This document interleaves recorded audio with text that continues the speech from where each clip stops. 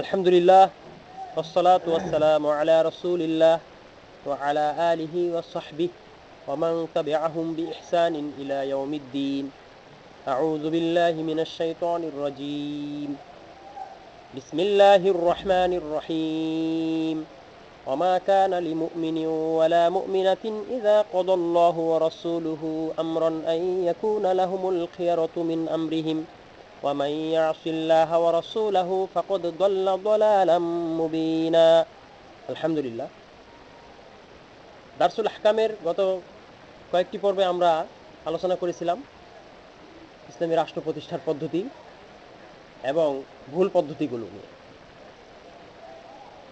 দারসুল আহকামের আজকের পর্বেও আমরা আলোচনা করব ইনশাল্লাহ দিন কায়েমের পদ্ধতি সম্পর্কে। এটা যেহেতু একটু বিস্তারিত আলোচনা, আমরা কয়েকটা পর্বেই ধারাবাহিকভাবে আলোচনা করতেছি।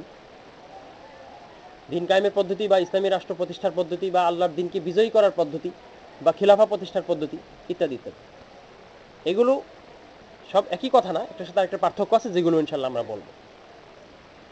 আর গত কয়েকটি পর্বে আমরা এই নিয়ে যে আলোচনা করেছি, বিশেষ করে গণতন্ত্র বা মানবরচিত মতবাদ দ্বারা বা মানবরচিত কোনো ব্যবস্থা দ্বারা কি দিন প্রতিষ্ঠা হতে পারে, কিংবা গণতন্ত্র কি দিন কায়েমের পদ্ধতি হতে পারে, গণতন্ত্র কি বা গণতান্ত্রিক প্রক্রিয়া কি ইসলামী রাষ্ট্র প্রতিষ্ঠার পদ্ধতি হতে পারে, এগুলো নিয়ে আমরা কথা বলেছি এবং আমরা স্পষ্ট দেখিয়েছি, অনেকগুলো পয়েন্ট আলোচনা করেছি যে কেন নয়, কেন তা ইসলামী রাষ্ট্র প্রতিষ্ঠার পথ হতে পারে না, পদ্ধতি হতে পারে না।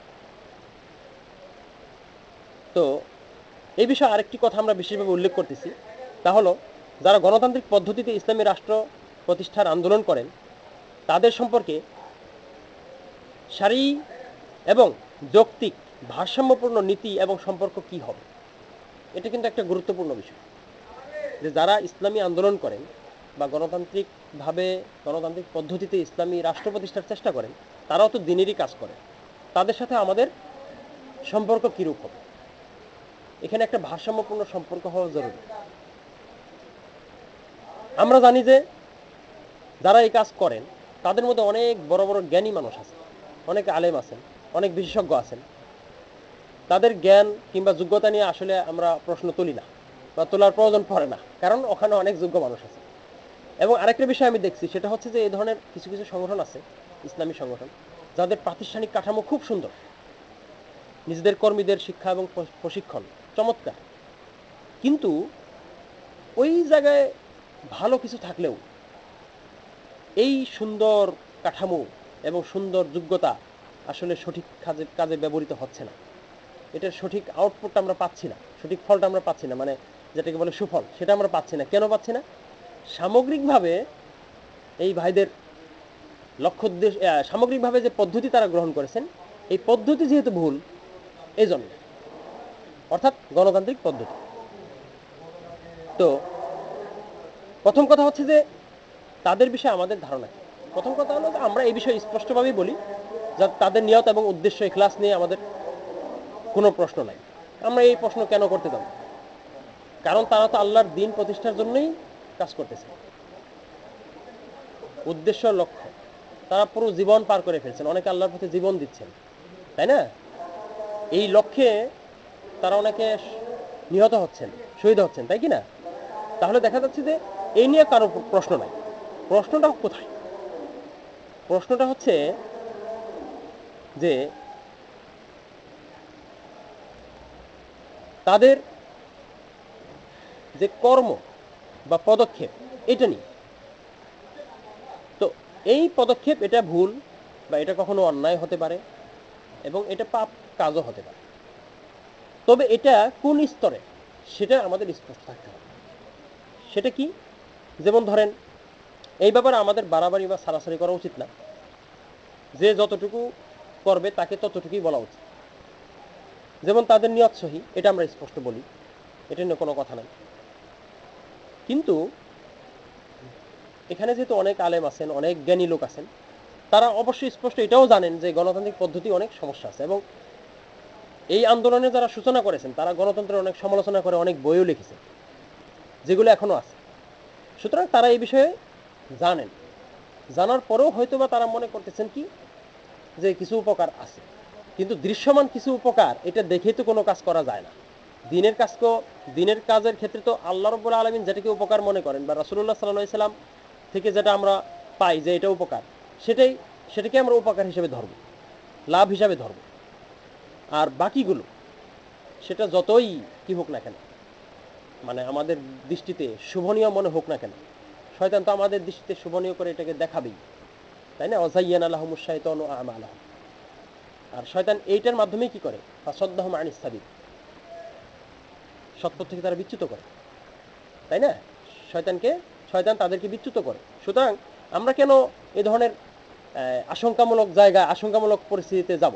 আশঙ্কামূলক পথে কেন আমরা যাব যেখানে এই ধরনের আশঙ্কা আছে? তো যাই হোক, এখানে যে জিনিসটা সেটা হচ্ছে যে এটা বোঝানোর জন্য আমি যে উদাহরণটা দেই সেটা হচ্ছে যে সাহাবায়ে কেরামের শেষের যুগে রাজতান্ত্রিক যে রাজতন্ত্রের ধারার সাথে সামঞ্জস্যপূর্ণ যে খলিফার ছেলে খলিফা হয়ে গেছে, এটা কিন্তু বৃহৎ স্বার্থে মেনে নিয়েছেন, কিন্তু এটা কিন্তু সুন্নাহ না। এটা কি না? সুন্নাহ না, যেটা আমরা আগেও আলোচনা করেছি।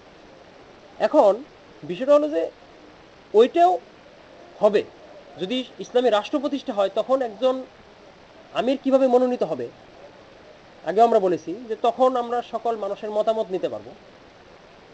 যদি কেউ নেন, সেটাকে কেউ যদি সুন্নাহ মনে নাও করেন, তারপরেও সেটাকে বৃহৎ সাথে কিন্তু মানাও যাবে, কারণ কিতাবুল এবং সুন্নতে রাসূল প্রতিষ্ঠিত আছে।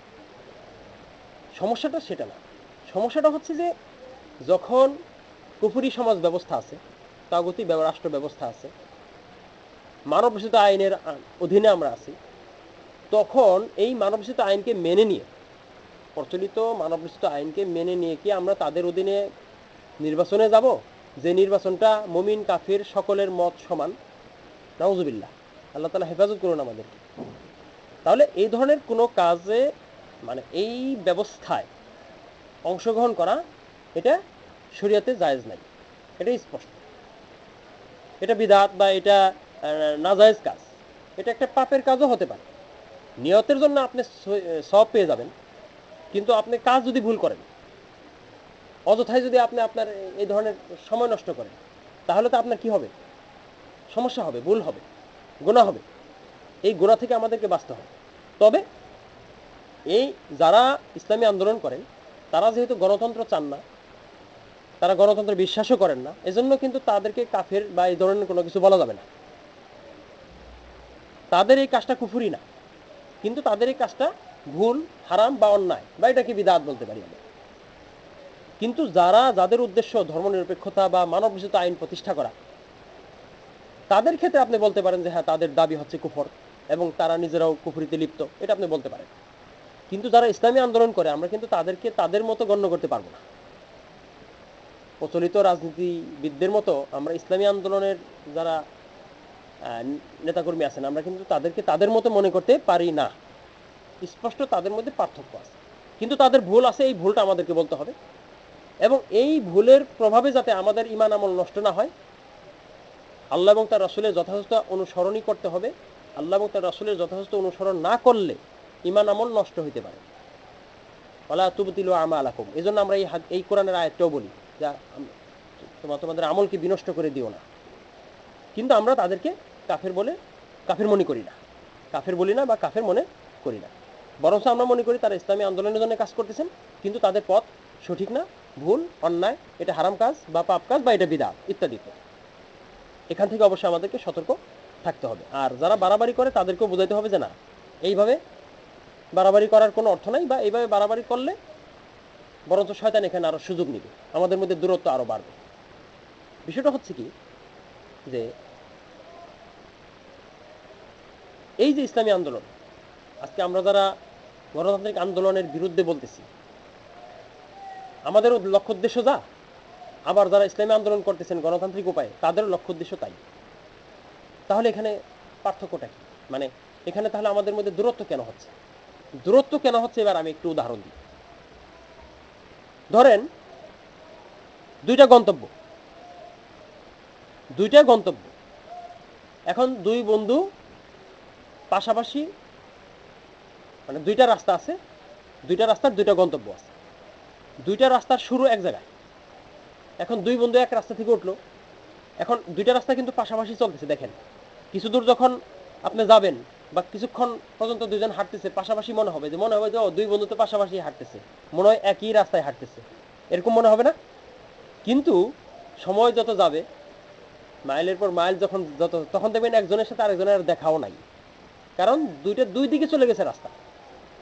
রাস্তার শুরু হয়েছে এক জায়গা থেকে, লক্ষ্য উদ্দেশ্য এক জায়গায়, কিন্তু রাস্তা পদ্ধতি দুই জায়গায়, দুই দিকে গেছে। একটা গেছে চিটাগাংয়ের দিকে, আরেকটা গেছে সিলেটের দিকে, তাই কি না? একটা গেছে মক্কার দিকে, কাবার দিকে, আরেকটা গেছে ওয়াশিংটনের দিকে। তখন এই যে সমস্যাটা, লক্ষ্য উদ্দেশ্য কিন্তু একই পয়েন্ট, মানে শুরুর পয়েন্টটা এক জায়গাতেই, একই পয়েন্ট, কিন্তু পর্যায়ক্রমে রাস্তাটা কি হয়ে গেল, কিছু দূর হয়তো পাশাপাশি রাস্তা চলছে, পরবর্তীতে কি এই রাস্তা কিন্তু যোজন যোজন দূরে তখন চলে গেছে দুইজনেই। দেখা গেল যে এক মাথা আরেক মাথার সম্পূর্ণ বিপরীত। রাস্তার মাঝামাঝি অংশ থেকে শুরু করে শেষ প্রান্ত পর্যন্ত অনেক দূর। সুতরাং দূরত্ব তো অনিবার্য। এই দূরত্ব যদি আমরা দুইজনেই মানে আপনার এইভাবে চলি, অর্থাৎ গণতান্ত্রিক আন্দোলন যারা করেন তারা যদি তাদের পথে চলা অব্যাহত রাখেন, তবে তো দূরত্ব কমবে না। আসলে কমবে কি? কমবে না। এই জন্য এই দূরত্ব আমাদের কমাইতে হবে। কিভাবে কমাইতে হবে? ওই পথে আর চলা যাবে না, ওই পথে আমাদের আর চলা যাবে না। যত সময় যাবে আমাদের দূরত্ব তত বাড়বে।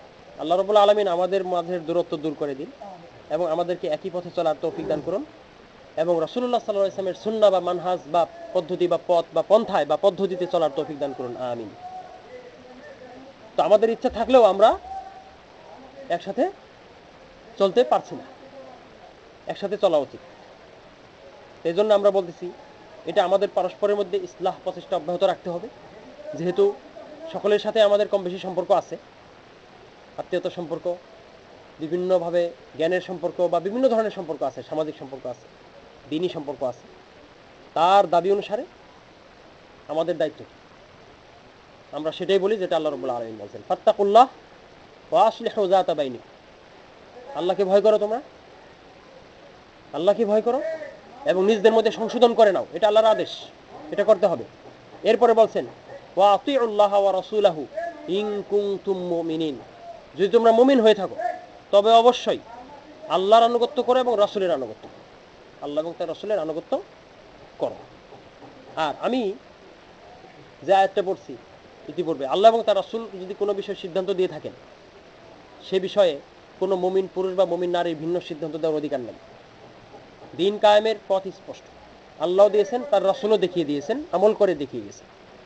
সুতরাং এই ক্ষেত্রে কি করা যাবে না? কোনোভাবেই আল্লাহ এবং তার রাসূলের এই সিদ্ধান্তের বাইরে যাওয়া যাবে না। কারণ আল্লাহ এবং তার রাসূলের অবাধ্য হয়ে গেলে বা তার সিদ্ধান্ত না মানলে কি হয়? ফাকাদ দাল্লা দালালাম মুবিনা, সে স্পষ্টতই পথভ্রষ্ট হয়, তাই না? এটা হওয়া যাবে না। আল্লাহ রাব্বুল আলামিন বলেন, ফালইয়াহযারিল্লাযিনা ইউখালিফুনা আন আমরিহি আন তুসিবাহুম ফিতনাহ। যে সুতরাং যারা তার আদেশের বিরুদ্ধাচরণ করে তাদের সতর্ক হওয়া উচিত, তাদের সতর্ক হওয়া উচিত, অন্যথায় তাদের উপর ফিতনা পতিত হবে, বিপদ পতিত হবে, কিংবা এবং তাদের উপর কঠিন আযাব আসবে। সুতরাং সাবধান। আমরা কি শিক্ষা গ্রহণ করি না? অনেক বছর যাবত এগুলো পৃথিবীর বিভিন্ন মুসলিম দেশে ইসলামী আন্দোলনের সাথে সম্পৃক্ত নেতাকর্মীগণ যে কঠিন পরিস্থিতির মুখোমুখি হচ্ছেন, তারপরেও কি আমাদের আরও শিক্ষার দরকার আছে? আরও দেখার দরকার আছে? আমাদের তো অনেক শিক্ষার উপকরণ এখানেই হয়ে গেছে, বিভিন্ন মুসলিম দেশগুলোতে হয়ে গেছে। তারপরেও কেন আমাদের এখনো আমরা সতর্ক হচ্ছি না? আল্লাহ রাব্বুল আলামিন আমাদের সকলকে যথাযথ সতর্কতা অবলম্বন করার তৌফিক দান করুন এবং শুধুমাত্র আল্লাহ এবং তার রাসূলের অনুসরণ করে রাসূলের আনুগত্য করার এবং রাসূলের সুন্নাহ মাফিক দ্বীনের কাজ করার তৌফিক দান করুন।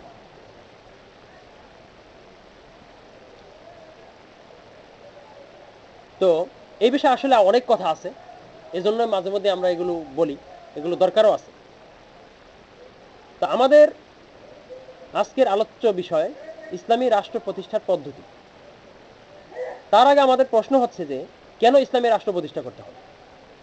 ইসলামী রাষ্ট্র কেন প্রতিষ্ঠা করতে হবে? এটা প্রত্যেক মুসলিমের মন এবং মননে এবং মগজে সদা জাগ্রত থাকতে হবে যে কেন ইসলামী রাষ্ট্র প্রতিষ্ঠা করতে হবে। এজন্য আমাদের সামনে কয়েকটা শব্দ মনে রাখবো, সবসময় মনে রাখবো। একটা হচ্ছে সামগ্রিক লক্ষ্য উদ্দেশ্য। আল্লাহ রাব্বুল আলামিন মানুষকে পৃথিবীতে প্রেরণ করেছেন খলিফা হিসেবে তার ইবাদতের দায়িত্ব দিয়ে, কোনো সন্দেহ নেই, তাই না? তো সামগ্রিক লক্ষ্য উদ্দেশ্য কি? দুইটা অংশ। একটা অংশ হচ্ছে চূড়ান্ত লক্ষ্য, যেটা আল্লাহর সন্তুষ্টি, জান্নাত প্রাপ্তি এবং জাহান্নাম থেকে মুক্তি। এটা হচ্ছে চূড়ান্ত লক্ষ্য। আর এই লক্ষ্য অর্জনের জন্য দুনিয়াতে একটা নিকটবর্তী লক্ষ্য আছে। এই নিকটবর্তী লক্ষ্য অর্জন করতে হবে। সেই নিকটবর্তী লক্ষ্য অর্জন কি? পৃথিবীতে আল্লাহর দিনকে বিজয়ী করা, সকল বাতিল দিনের উপরে আল্লাহর দিনকে বিজয়ী করা। এটা হচ্ছে নিকটবর্তী লক্ষ্য উদ্দেশ্য। এই নিকটবর্তী লক্ষ্য উদ্দেশ্যের সাথে সংশ্লিষ্ট যে আমল আমরা করব সামগ্রিকভাবে, সেটাই কিন্তু আল্লাহর ইবাদত বা আল্লাহ তাআলার ইবাদত হিসাবে আল্লাহ রাব্বুল আলামিন যে কাজ আমাদেরকে করতে বলেছেন সেটা কিন্তু এই সামগ্রিক লক্ষ্য উদ্দেশ্যে আমরা করি, তাই কি না? আল্লাহর ইবাদত এই লক্ষ্যের সাথে সামঞ্জস্যপূর্ণ হওয়া উচিত, এই লক্ষ্যের সাথে সমন্বিত হওয়া উচিত। অন্যথা এই ইবাদতের সার নির্যাস খুঁজে পাওয়া কঠিন, খুঁজে পাওয়া যাবে না, অন্তঃসারশূন্য হবে। তাহলে এটা যেমন আল্লাহর ইবাদত, আর আল্লাহর ইবাদতের মাধ্যমে এটা অর্জন করতে হবে। সামগ্রিকভাবে ইবাদত এটা কি? এর মধ্যে লা ইলাহা ইল্লাল্লাহ এটা থেকে শুরু করে দ্বীনের সব বিষয় মানা, ঈমান, ইখলাস, আমল, এগুলো ইলম অর্জন, এগুলো পাশাপাশি চলবে, সারা জীবন চলবে, জীবনব্যাপী চলবে। তো এই যে বিষয়টা দ্বীনের বিজয়, তাহলে আমরা এখানে পাচ্ছি নিকটবর্তী লক্ষ্য উদ্দেশ্য হচ্ছে আল্লাহর দ্বীনের বিজয়। এই আল্লাহর দ্বীনের বিজয় কি বা কিভাবে? আল্লাহর দ্বীনের বিজয় কি?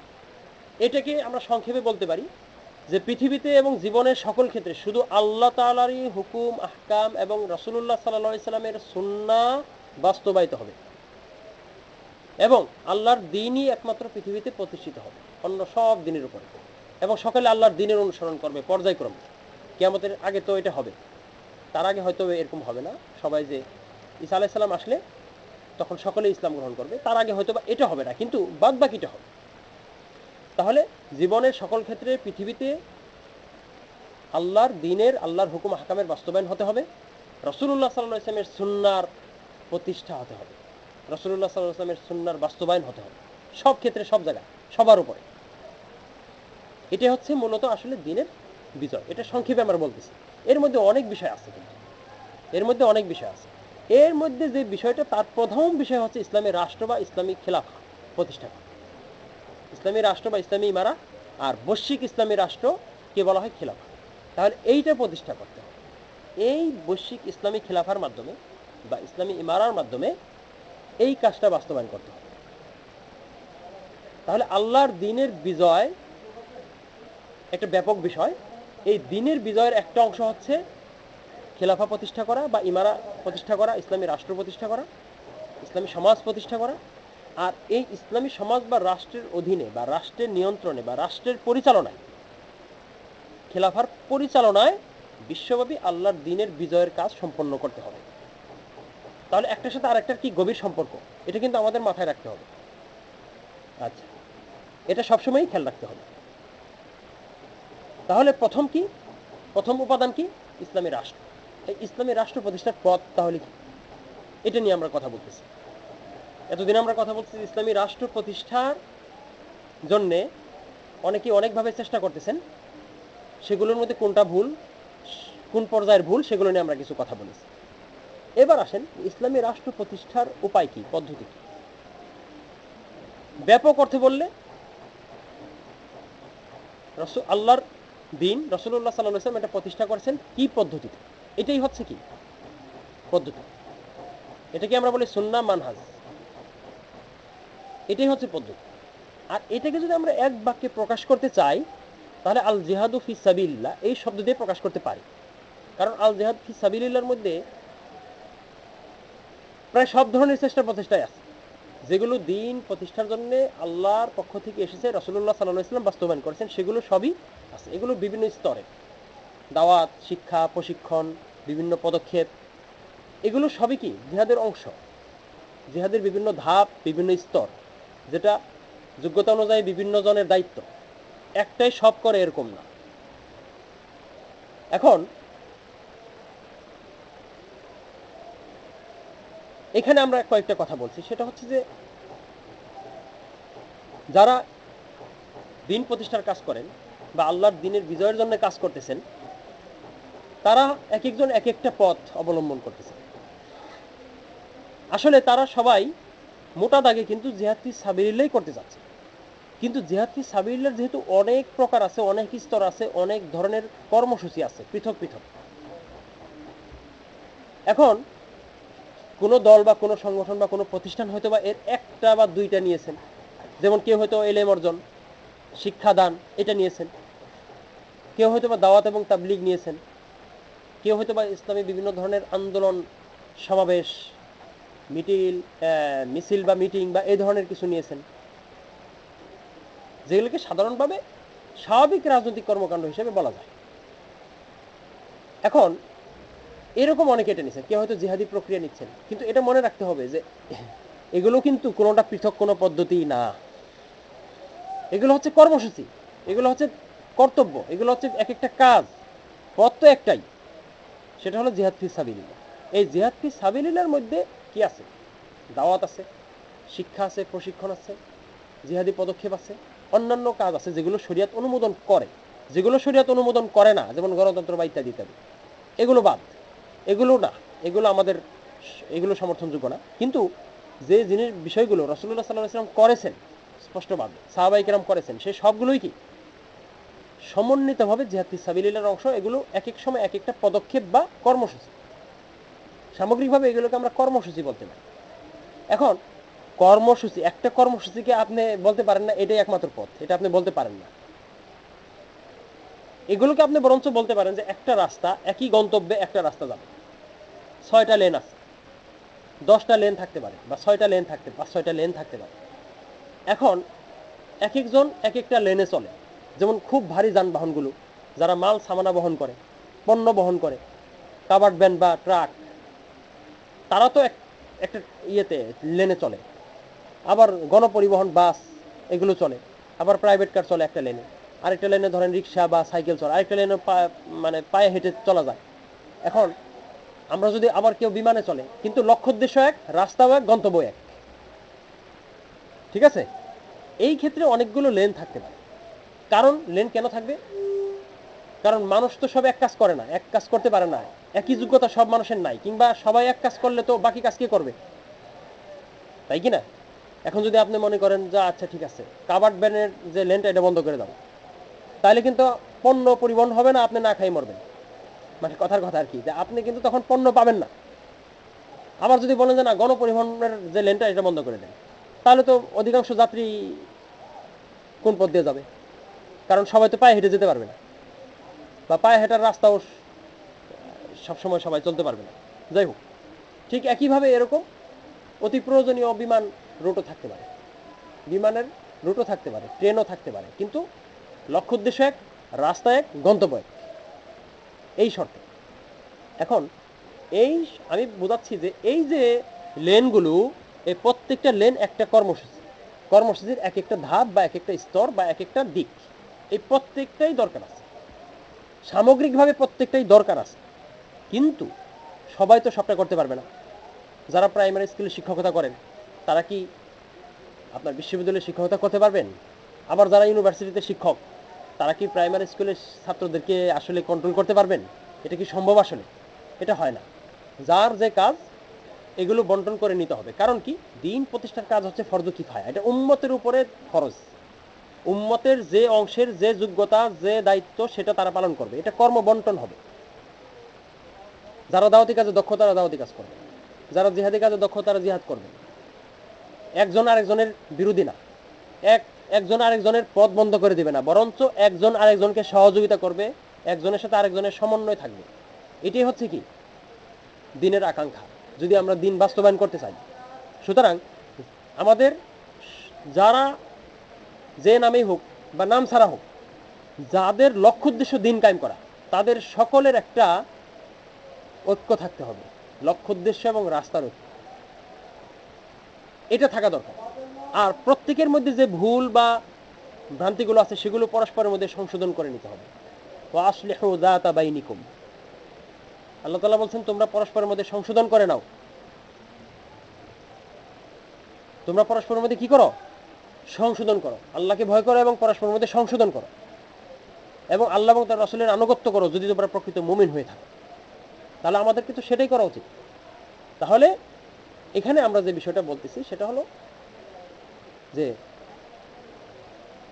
রাজনীতি, রাজ্য, রাজা, প্রজা, শাসক, শাসন, রাষ্ট্র, ক্ষমতা, রাষ্ট্র, রাষ্ট্র ব্যবস্থা, এই ধরনের কিছু শব্দ নিয়ে কিন্তু কিছু মতভেদ আছে বা কিছু বিতর্ক আছে। আমরা অত গভীরে বিতর্কে যাব না, প্রয়োজন নাই।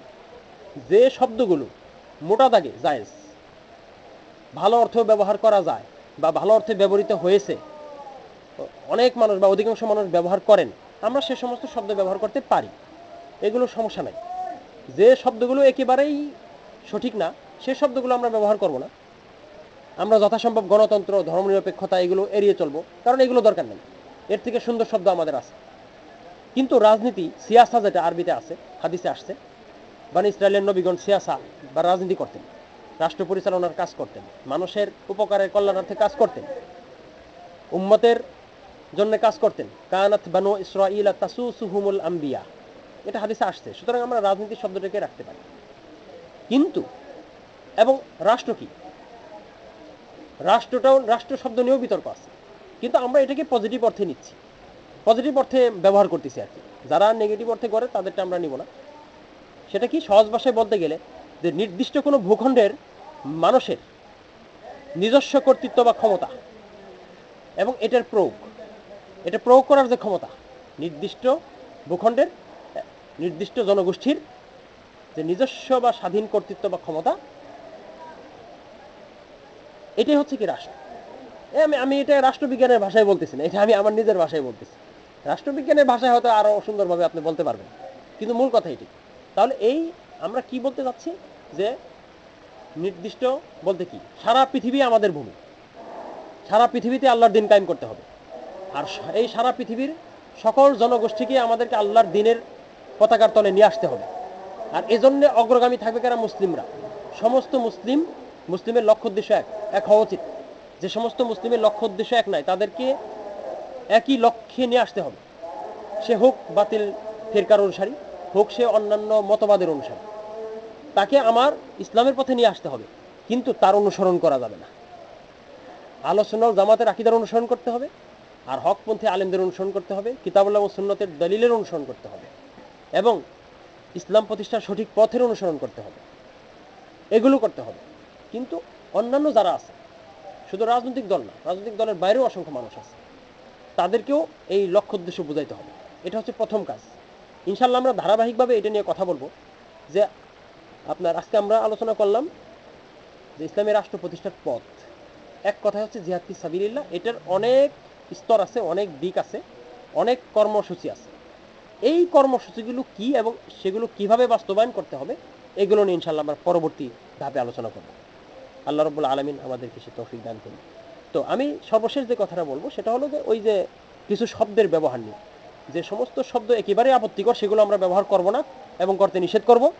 তবে যে সমস্ত শব্দ ভালো অর্থে ব্যবহার করার সুযোগ আছে এবং যেগুলো অধিকাংশ ক্ষেত্রে ভালো অর্থে ব্যবহার করা হয়, সেগুলো ইনশাআল্লাহ আমরা ব্যবহার করতে পারবো। কারণ কোরআনে এই ধরনের কিছু শব্দ আছে, যেমন বাল শব্দটা, বাল শব্দটা দ্বারা মূর্তিও বোঝায়, আবার স্বামীকেও বোঝায়। আল্লাহ রাব্বুল আলামিন বলছেন আতাদারুনা বালান, মানে নবীরা যখন তার উম্মতকে দাওয়াত দিতেন তখন তারা অনেকে এরকম বলছেন যে তোমরা কি আমাদেরকে আমাদের বাল দেবতা থেকে বিমুখ করতে চাচ্ছ? এটা একটা দেবতার নাম। আবার আল্লাহ রাব্বুল আলামিন এইটাকে ভালো অর্থে ব্যবহার করছেন, ওয়া ইন ইমরাআতুন খাফাত মিন বালিহা নুশুজান আও ইরাদান।